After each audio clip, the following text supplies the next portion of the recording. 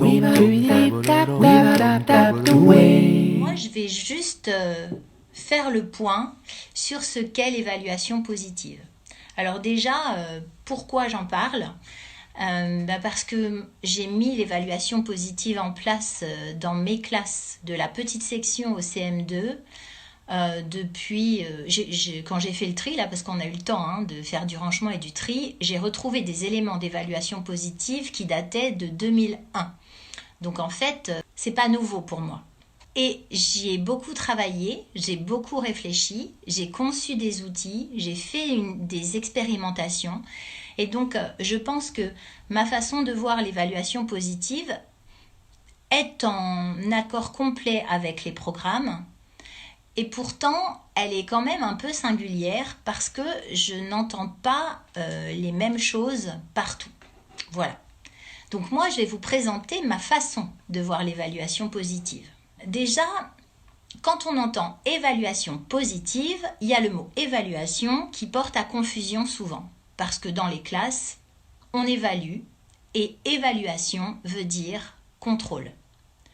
En général, dans les séquences qu'on prépare, il y a la dernière séance qui est une séance qu'on appelle évaluation. Mais en fait, on n'évalue pas. On contrôle.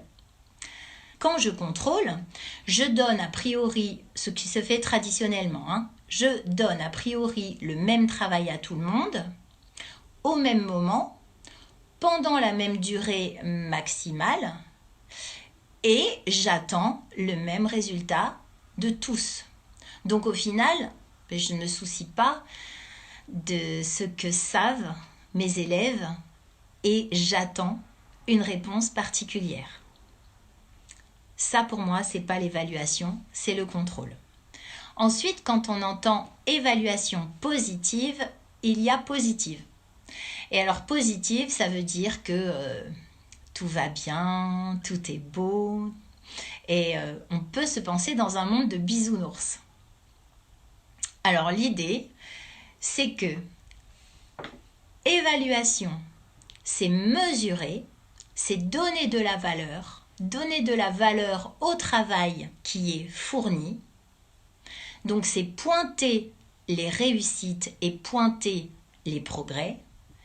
Et positive, c'est justement de commencer par pointer les progrès et les réussites avant de pointer les erreurs. Parce que traditionnellement, qu'est-ce qui se passe ? On souligne ce qui ne va pas et parfois on oublie de dire ce qui va. Mais si je ne pointe que ce qui va, alors il est possible que je sois dans le monde des bisounours et il est possible que ce soit un leurre. Donc, l'intérêt, c'est de donner tous les éléments attendus par rapport au programme et de permettre à chacun de se situer sur ce parcours. Ce qui fait qu'il se verra progresser et en même temps, il saura qu'il n'est pas encore arrivé et il pourra se fixer des objectifs en sachant ce qu'il n'a pas encore réussi à faire. L'évaluation positive, c'est donc mesurer les progrès, valoriser les réussites dans un cadre prédéfini qui permettent à chacun de savoir clairement ce qu'on attend à l'école, ce qu'on attend à la fin du cycle. Donc, le chemin qui m'amène à l'attendu de fin de cycle. Donc l'idée, c'est pas vraiment changer sa pratique, c'est simplement prendre une nouvelle dimension, un nouveau regard pour avoir une nouvelle posture. Mais ma pratique, elle peut rester la même. C'est mon état d'esprit qui va se transformer. Et comme mon état d'esprit va se transformer, je vais mettre des choses en œuvre qui vont améliorer, enrichir, alimenter ce que je pratique déjà. Donc ce que je pratique déjà, ça fonctionne. Donc je balaye pas tout. Mais j'ai un autre point de vue. Ma définition de l'évaluation positive, et je répète ça n'implique que moi. C'est un slogan en fait. Pour moi, l'évaluation positive, c'est évaluer pour les élèves, par les élèves, avec les élèves. Donc en fait, mon premier destinataire, c'est l'enfant. L'enfant qui est le principal intéressé, puisque c'est quand même son travail qu'on évalue, et c'est quand même à lui qu'on va demander des choses. Et c'est quand même lui qui doit se fixer des objectifs pour être complètement impliqué dans le processus. Donc, dans ce parcours qui m'amène vers les attendus de fin de cycle, quand je suis un enfant, je me vois progresser, je me vois avancer, et plutôt de voir des erreurs, je vois des éléments, des choses, des notions, des savoir-faire, des savoir-être à acquérir.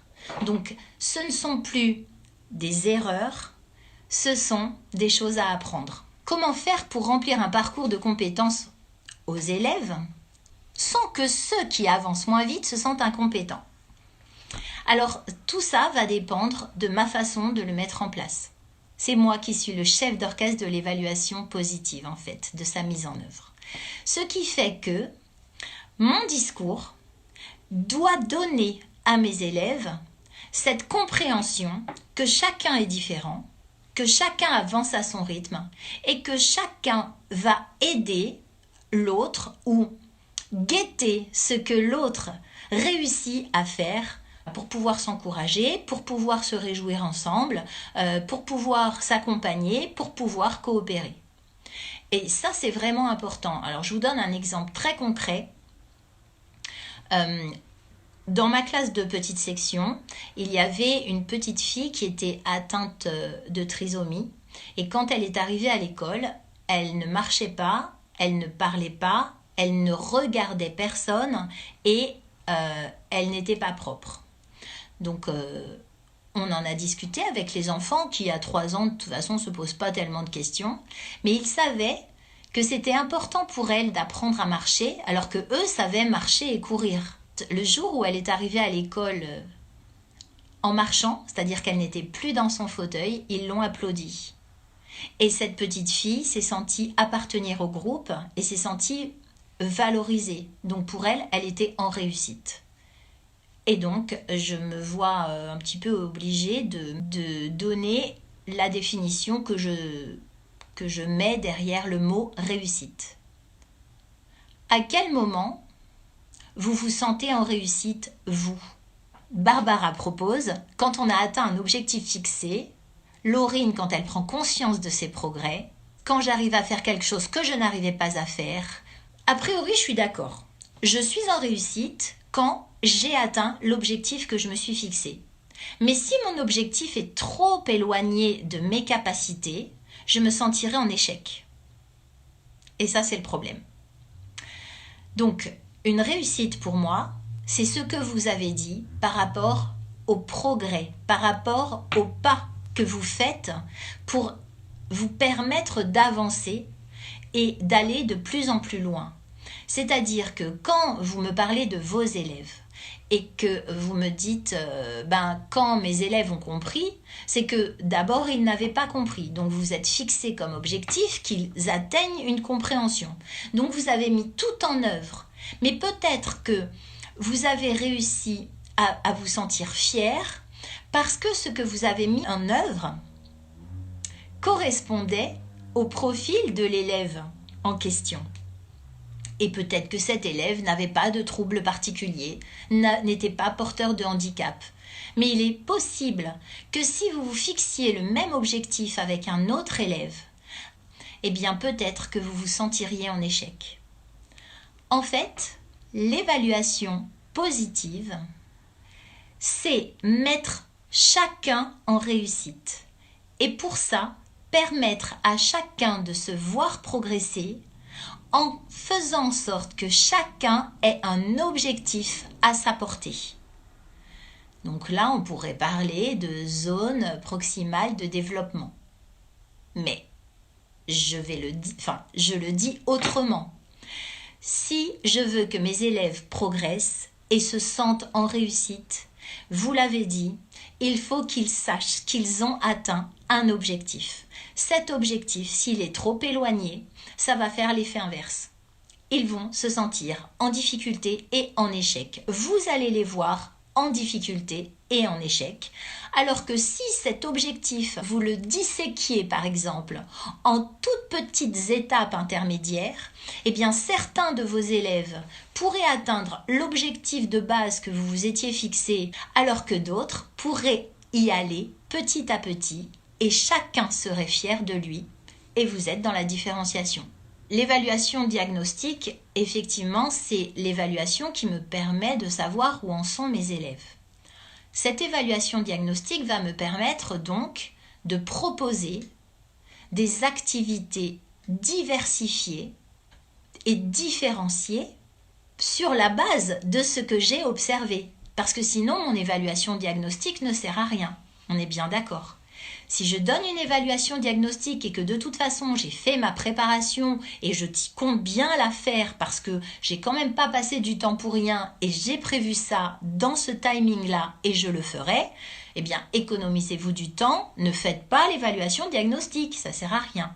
Par contre, si vous la faites et que vous voyez ce que vos élèves savent déjà, alors vous pouvez réajuster votre séquence et vous pouvez proposer à vos élèves soit d'aller plus loin que ce que vous aviez prévu, soit d'aller plus vite pour certains, de façon plus progressive pour d'autres, et vous allez les accompagner.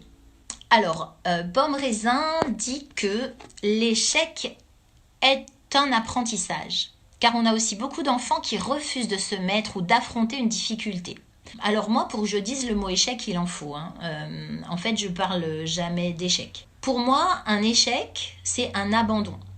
C'est-à-dire que si moi-même, j'abandonne par rapport à un projet qui me tient à cœur et que je me suis fixé, alors j'ai échoué. Mais si je me trompe, je rate quelque chose, mais je recommence, je réessaie, en apprenant de ce temps où je n'ai pas réussi, en modifiant ma stratégie, en apprenant plus, en changeant de procédure, et que tant que je ne réussis pas à atteindre mon objectif, je persévère, je ne suis jamais en échec, parce que je n'ai jamais abandonné. Donc, je préfère parler d'erreurs, d'obstacles à surmonter, et effectivement, si je ne me trompe pas, je ne peux pas savoir ce que j'ai à transformer. Donc, je ne progresse pas. Et pourquoi on dit qu'il faut un statut à l'erreur, qu'il faut donner un statut à l'erreur dans l'apprentissage, c'est bien pour ça. C'est que si ce que je donne à mes élèves, eh bien, c'est réussi du premier coup, c'est qu'ils savaient déjà le faire, et donc je ne leur ai rien appris, ou alors c'est qu'ils ont respecté scrupuleusement mon modèle, ils ont été exécutants. Et ça ne veut pas dire qu'ils ont compris quelque chose. Donc l'erreur, il en faut. Si les enfants ne se trompent pas, alors j'ai plus de travail en fait. L'idée de l'évaluation positive, c'est de mettre tous les élèves en réussite. Mais ça ne veut pas dire de faire atteindre à tous les élèves le même niveau d'expertise. Je suis musicienne, par exemple. Je joue de la guitare et il y a une guitare derrière moi.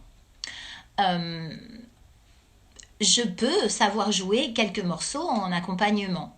Et donc, je peux me dire que je joue de la guitare. Par contre, je peux être à côté d'un musicien professionnel guitariste qui n'a pas du tout je n'ai pas son niveau, ça c'est clair. Si je me compare à lui, alors je ne sais pas jouer de guitare. Mais si je sais que je n'ai pas à atteindre son niveau d'expertise, eh bien je sais que moi je joue de la guitare à ce degré d'acquisition et que lui sait jouer de la guitare à un autre degré d'acquisition. L'évaluation positive, c'est ça. C'est se dire que dans les attendus de fin de cycle, on demande à tous les élèves d'atteindre une compétence, mais on ne demande pas le même niveau d'expertise pour chaque élève. L'exemple clair que je donne, je dis qu'il est clair parce qu'il est facile à visualiser. Imaginons que je prenne l'attendu de fin de cycle de maternelle qui est écrire son prénom en cursive sans modèle. Ce que j'attends de tous mes élèves, c'est qu'ils sachent écrire leur prénom en cursive sans modèle, et c'est tout. On ne m'a pas donné le format du support, on ne m'a pas donné l'outil. Ça veut dire qu'un élève qui écrit à la craie au tableau son prénom en cursive sans modèle, il a atteint cet attendu de fin de cycle. Maintenant, un enfant qui l'écrit sur une feuille a un degré d'expertise plus élevé. Et donc, il a dépassé l'attendu de fin de cycle demandé. Celui qui va l'écrire sur une ligne a un autre degré d'acquisition. Et celui qui va l'écrire entre deux lignes aura à nouveau un autre degré d'acquisition. Mais en même temps, tous ces élèves-là, par rapport à leur production, auront atteint l'attendu de fin de cycle. Alors, Agathe demande comment faire accepter aux parents que leur enfant n'arrive pas au niveau d'attendu d'expertise. Mais il n'y a pas d'expertise en fait, il n'y a pas d'attendu d'expertise. Si vous voulez, amusez-vous à lire les attendus de fin de cycle des programmes des 3 cycles. Et vous allez vous rendre compte qu'ils sont très vastes en fait. Par exemple, si je prends en cycle 3, en écriture, c'est écrire 1 à 2 pages. 1 à 2 pages. Donc, c'est qui tout double. Vous voyez bien que tout ce qu'on attend d'un élève, c'est qu'il sache s'exprimer à l'écrit. Il faut vraiment faire attention à ça. C'est pour ça que l'évaluation positive ne compare pas les élèves entre eux. L'évaluation positive compare chaque élève à lui-même. Et donc, peu importe ce qui se passe autour, si ça génère de l'émulation, bien pourquoi pas, hein, les élèves entre eux peuvent se dire « Waouh, t'as réussi à compter jusqu'à 50, allez, moi c'est bientôt, je vais y arriver, pourquoi pas ?» Mais sinon, non, il n'y a pas de comparaison entre élèves de la part de l'enseignant, parce que sinon, ça veut dire que j'attends de chacun, de tous mes élèves, la même chose, et je sais que c'est pas possible. Et je sais qu'ils sont tous différents. Et même si je sais que c'est pas possible, eh ben, je l'attends quand même. Et donc, je mets mes élèves en difficulté. Et quand je dis qu'un élève est en difficulté, la formule qui est plus vraie, en fait, ce serait « j'ai mis cet élève en difficulté » puisque je lui ai donné un travail et qu'il ne l'a pas fait. Mais je savais qu'il n'allait pas le faire, alors pourquoi je lui ai donné ? Par contre, je peux dire qu'un élève a des difficultés pour lire. Et là, je vais tout mettre en œuvre pour pointer les difficultés qu'il a dans ce domaine et trouver des stratégies pour lever ces difficultés. Je peux dire, cet élève a des difficultés pour mémoriser. Et donc, je vais mettre en place avec lui des choses qui vont lui permettre d'aller au-delà de ces difficultés que j'ai pointées. Donc, dans l'évaluation positive, je ne dis pas « cet élève est en difficulté » parce que pour moi, ça ne veut rien dire et surtout, je ne peux pas agir.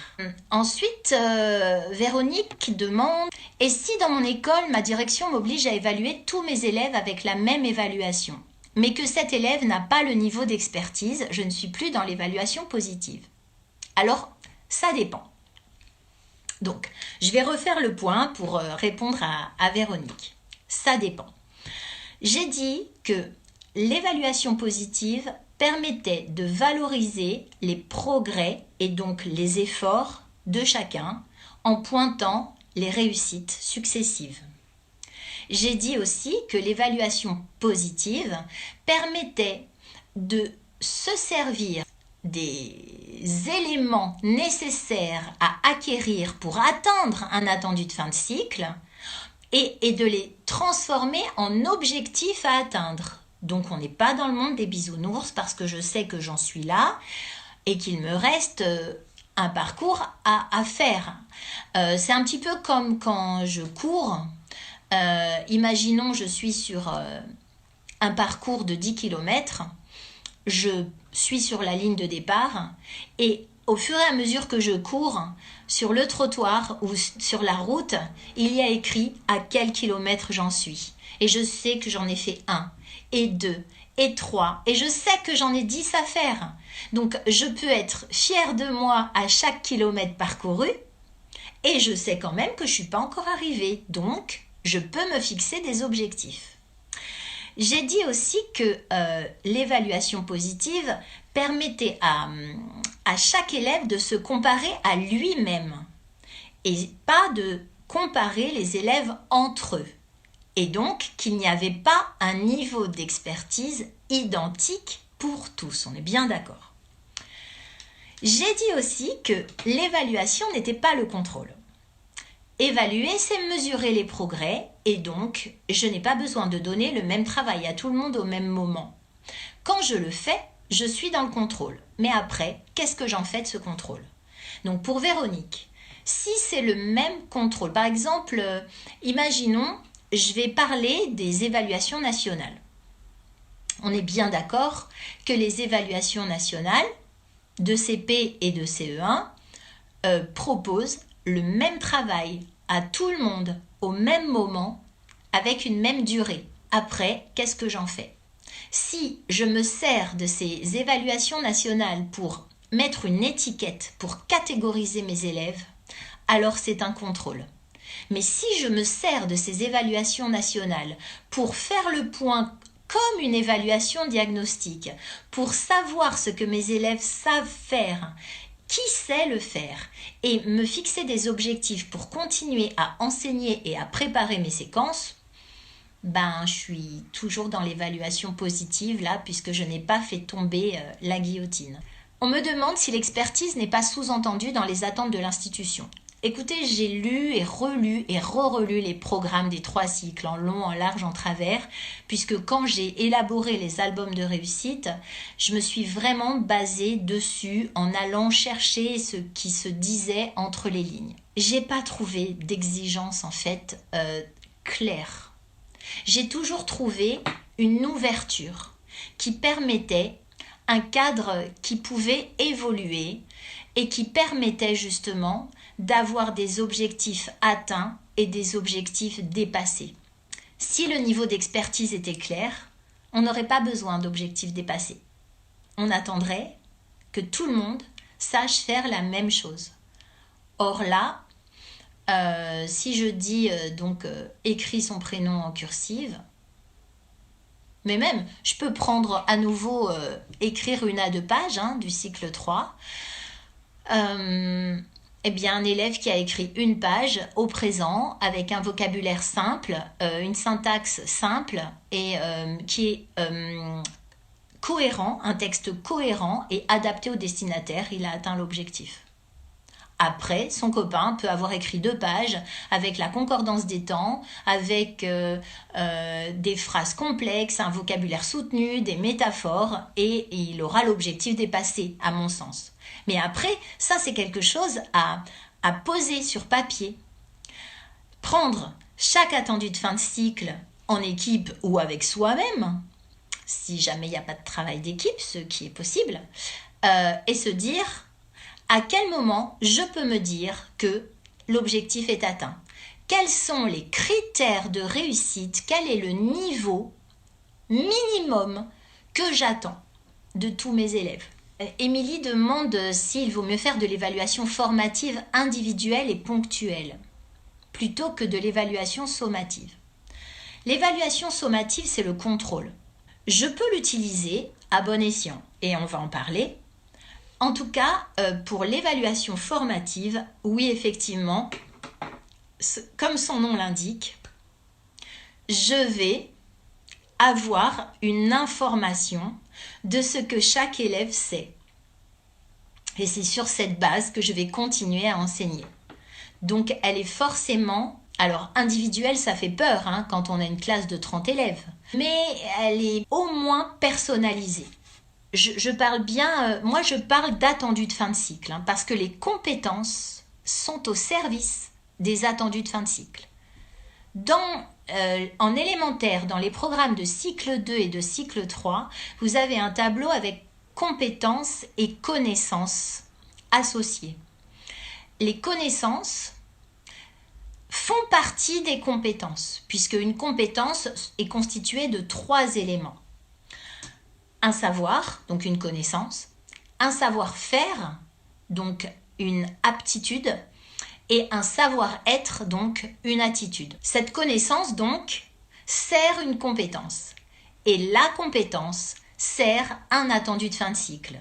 Et ce qui veut dire qu'il est possible que dans mon tableau, il y ait plusieurs compétences avec des connaissances différentes qui servent un même attendu de fin de cycle. L'évaluation positive nécessite une progression, mais une progression. Si dans progression, vous mettez la progression des connaissances que je dois enseigner cette année, ce n'est pas tout à fait ça. Une progression claire en évaluation positive, c'est la succession de critères de réussite progressifs. Cette succession va permettre à chaque élève d'avoir un objectif à sa portée et de se sentir en réussite à chaque fois qu'il atteint un de ces critères, même s'il est loin de l'objectif visé plus loin. Donc oui, cette progression est importante, mais ce n'est pas forcément la progression des enseignements, hein. C'est la progression des critères de réussite. Et c'est comme ça que je vais baliser le parcours de chacun et que je vais mesurer les progrès. Alors, pour remplir le LSU a été mis en place pour permettre à tous les élèves d'avoir un même outil et donc d'avoir un suivi même s'ils changent d'école, même s'ils déménagent. Les enseignants ont souvent attendu un outil commun. Ils ont souvent reproché que ce soit trop disparate et que du coup, il n'y ait pas de vrai suivi des élèves. Donc pour ça, le LSU est né. En même temps, le LSU a pour objectif de suivre les progrès des élèves avec des items très vastes. Ce sont les items des programmes. Donc, ce sont les domaines. Lecture, écriture, orale. Alors que écriture, de quoi je parle? Est-ce que je parle de la technique? Est-ce que je parle de la production d'écrit? Et donc, pour répondre à cette globalisation des connaissances, on a proposé aux enseignants de lister le travail fait et donc de dire si l'objectif était non atteint, en cours d'acquisition, atteint ou dépassé, en fonction de ce qu'ils enseignaient eux. Et là, pour moi, c'est là où il y a un problème. Parce que imaginons que je travaille l'addition sans retenue et que mes élèves aient compris. Donc, à côté de nombres et calculs, je vais mettre addition sans retenue et puis je vais mettre oui, oui, oui, oui. Sauf que le trimestre d'après, je travaille l'addition avec retenue. Et là, certains de mes élèves ne savent pas encore le faire. C'est-à-dire qu'au moment où j'ai voulu remplir les documents et que j'ai donné un contrôle à tout le monde, eh bien, il y a des enfants qui ont raté ce contrôle. Donc, non atteint ou partiellement atteint. Mais ces élèves-là avaient alors si je parle en couleur, ils avaient un feu vert avant. Et ils se voient régresser. Donc, pour moi, là, ça dévoie la raison pour laquelle le LSU est né. En l'état, c'est pas possible. Donc, ma proposition, c'est de répondre à la compétence P5 du référentiel. Là, je me réfère au référentiel de compétences professionnelles des professeurs des écoles. La P5, elle parle de l'évaluation justement. Et pour que je sache évaluer, c'est-à-dire pour que je puisse valider pour moi en tant que prof cette compétence, il faut que je construise des outils. Donc si je dois construire des outils, c'est bien que celui qu'on m'a donné ne suffit pas. Et surtout, celui qu'on m'a donné ne s'adresse pas à l'enfant. Et depuis le départ, je vous dis que l'évaluation positive est à destination de l'enfant. Remplir le LSU est important, c'est une pièce comptable, puisque c'est ce document qui va suivre l'élève. En même temps, s'il est accompagné d'autres documents, alors il devient bien plus clair et là, on peut l'utiliser pour l'évaluation positive. Et quel outil, vous allez me dire? Eh bien, il y a 2 outils au moins à construire en parallèle au LSU. Un premier qui est le parcours, puisque on en a parlé. Il faut absolument que les élèves sachent où ils en sont sur le chemin de l'attendu de fin de cycle pour ne pas être dans un monde de bisounours. Et un recueil des productions d'élèves, donc ce qu'on peut appeler, ce que j'appelle moi, le carnet de suivi, le cahier de progrès, le cahier de réussite, bref, la preuve tangible que si dans le parcours un critère de réussite a été validé, c'est pas pour rien, c'est parce que l'enfant a fait ça. Donc j'ai 2 outils, un cahier qui se remplit au fur et à mesure que l'élève produit des choses qui attestent d'une réussite. Et quand je dis remplir au fur et à mesure, ça ne veut pas dire que c'est chronologique. Ça veut dire que c'est chronologique, certes, mais par attendu de fin de cycle pour voir les progrès vers cet attendu de fin de cycle. Et l'autre outil, le parcours. Donc moi, le parcours que j'ai proposé, c'est l'album de réussite. Je crois que je l'ai là. Voilà. Donc ça, c'est l'album de réussite pour le cycle 2, qui est feuilletable en ligne en ce moment sur le site des éditions Retz. Et ça, c'est un fichier de l'élève, c'est-à-dire que l'élève l'a avec lui, dans sa case, dans son casier, il le feuillette librement, mais il sait qu'il doit le remplir avec l'enseignant, il sait où il en est et il peut se fixer des objectifs. Et l'autre outil que je n'ai pas là sur moi, parce que ça appartient aux classes et c'est ce que l'enseignant doit construire, c'est ce fameux cahier classeur ou ce que vous voulez, qui va être comme un portfolio et recueillir les réussites par attendu de fin de cycle pour faire le parallèle avec le parcours. Voilà, donc si dans le LSU, je mets objectif partiellement atteint, sans même me poser de questions, parce que à côté, j'ai des outils qui sont très précis et qui montrent exactement ce que l'enfant sait faire et où il en est, alors tout va bien. Je me suis retrouvée en face d'un élève trouvant injuste le fait que je n'attende pas la même chose de tous. Pourquoi ? Et est-ce que c'était clair ? Est-ce que votre attente était claire ? Et comment vous l'avez formulée ? En fait, quand vous êtes confronté à un obstacle de ce type, ce qui va être intéressant, c'est de faire le film à l'envers pour savoir qu'est-ce que j'ai dit, comment je l'ai dit, qu'est-ce qui a pu mettre en danger et qui. En fait, ce qui est intéressant là, c'est de voir que si l'élève n'est pas impliqué, il ne comprend pas la différenciation.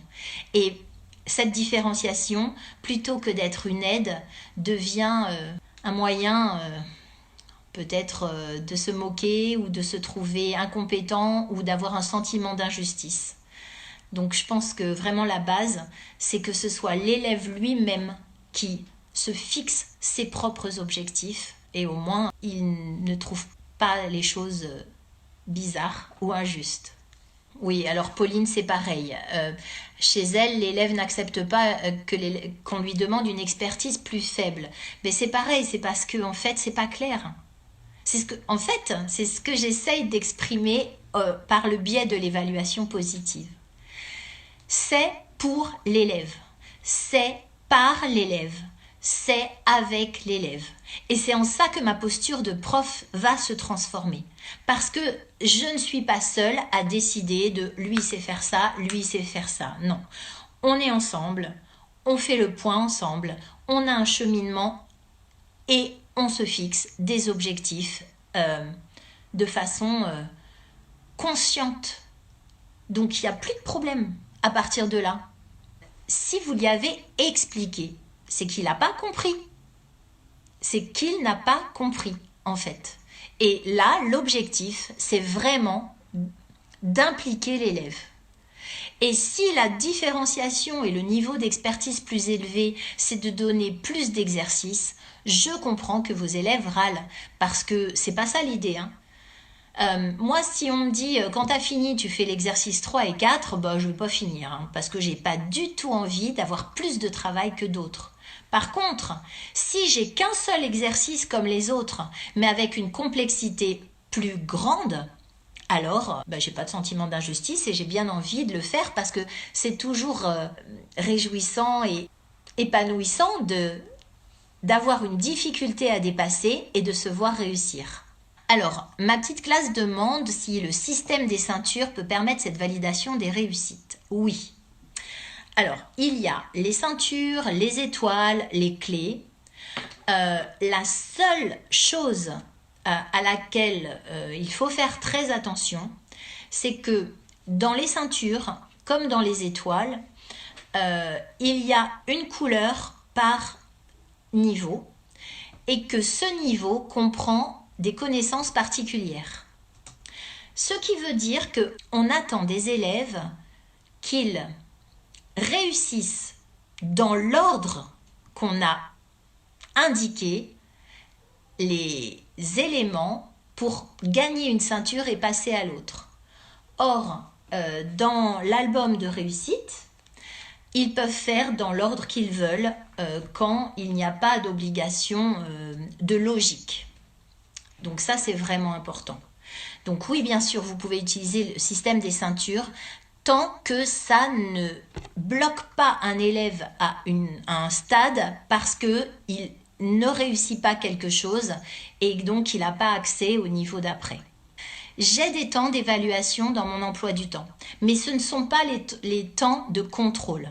C'est-à-dire que mes temps d'évaluation, c'est quand je mets mes élèves en autonomie. Ils sont tous en autonomie parce qu'ils savent ce qu'ils travaillent et je vais passer d'un élève à l'autre pour faire le point avec lui, prendre une trace de ce qu'il a produit, aller valider quelque chose dans l'album de réussite ou coller une production dans le cahier de progrès. J'ai aussi un temps pour l'évaluation. Donc, ce n'est pas un temps d'évaluation, c'est un temps pour l'évaluation. Où je peux, par exemple, une fois par mois ou une fois toutes les 3 semaines, en fait, ça va dépendre de ma classe et de mon niveau de classe, où je vais prévoir dans mon emploi du temps un temps où mes élèves vont pouvoir organiser leur production réussie. Ils peuvent être à leur table avec leurs outils, leurs 2 outils, leur parcours et leur cahier.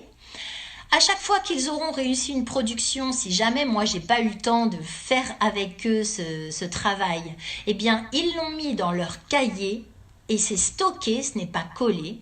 Et dans le temps imparti, ils vont chercher dans leur casier leurs documents, ils le feuillettent. Et c'est le temps où là, on va respirer et on va mettre de l'ordre dans ces outils. Ce qui veut dire que ça, je le fais en classe, avec mes élèves, par mes élèves, pour mes élèves. Et donc, j'arrête de travailler la nuit chez moi, toute seule à mon bureau, à remplir des documents loin de mes élèves.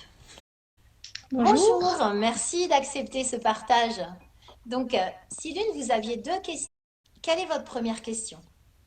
Alors, ma première question, c'était est-ce que c'est possible de mettre en place l'évaluation positive dans sa classe, même voilà, si on est le seul dans l'école, si on veut expérimenter un peu et que les collègues n'ont pas forcément envie de se lancer? D'accord. Alors, on est d'accord que l'évaluation positive est demandée par l'institution, Donc, de toute façon, c'est notre travail.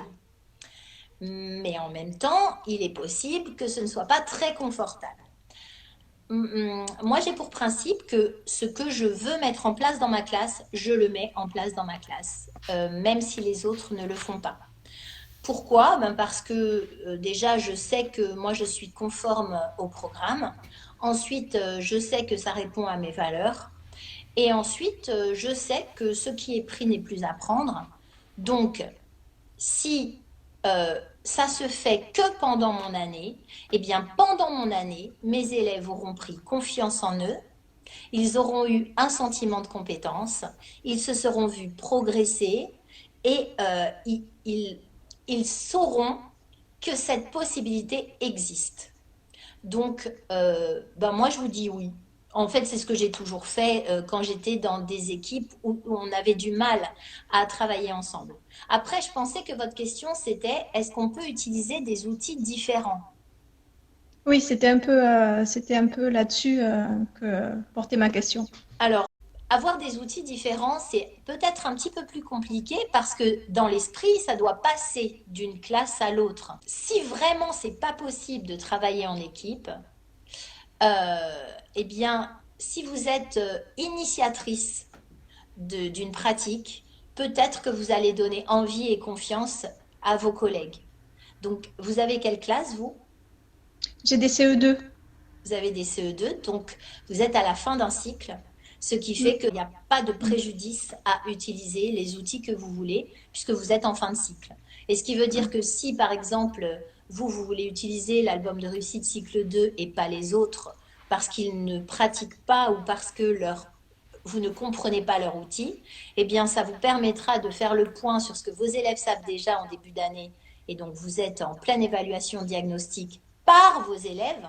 Donc, ce sont vos élèves qui feuillettent le parcours que vous leur proposez et qui disent oui, moi je sais faire ça, je sais faire ça. Ah bon? Montre-moi.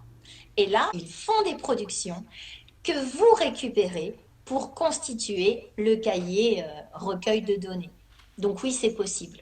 À mon D'accord. sens, hein. Bien. Après, Après, ça représente, voilà, si on veut s'investir dans le cahier de réussite, ça représente un investissement aussi pour une seule classe qui est alors ça non dépend. négligeable aussi. Ça dépend parce que ça peut passer ensuite au CM1. Enfin, en fait, moi, j'ai l'impression qu'il devrait y avoir un parcours jusqu'à la fin du cycle 3. Et c'est vrai que dans l'album de réussite cycle 2, il y a des éléments de fin de cycle 1 qui sont repris.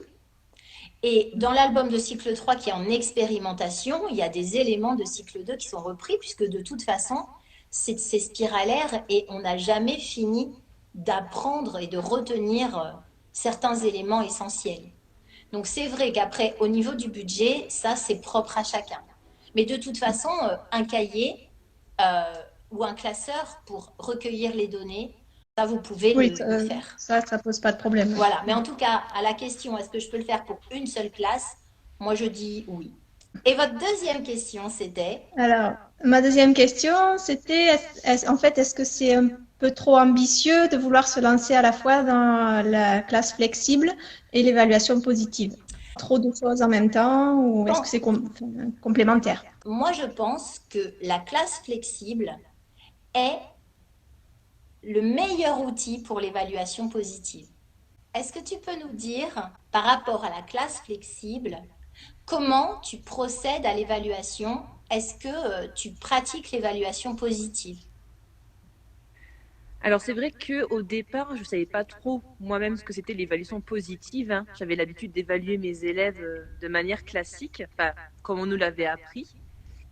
Finalement, en lisant ton livre, je me suis rendu compte que dans la classe flexible, c'est ce que je faisais, c'est ce que je mettais en place.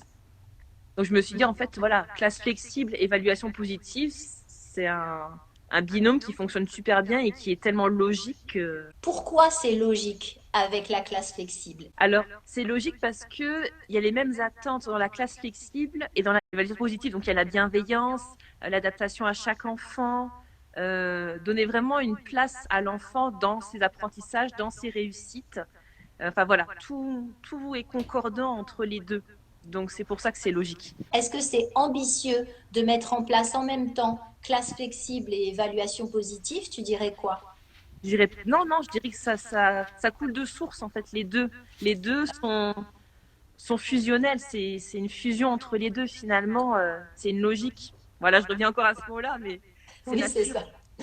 Donc en fait, pour répondre à Silune, l'évaluation positive et la classe flexible vont de pair. Exactement. Et si vous voulez pratiquer l'évaluation positive avec votre classe traditionnelle, ça risque d'être bien plus complexe qu'en mettant en place la classe flexible. Il y a Dorothée qui demande si on a un livre à conseiller. Bah oui, il y a le livre Enseigner en classe flexible, c'est aux éditions Retz. Merci vraiment Séverine d'être venue pour nous répondre. Voilà. Merci à tout le monde d'avoir été là.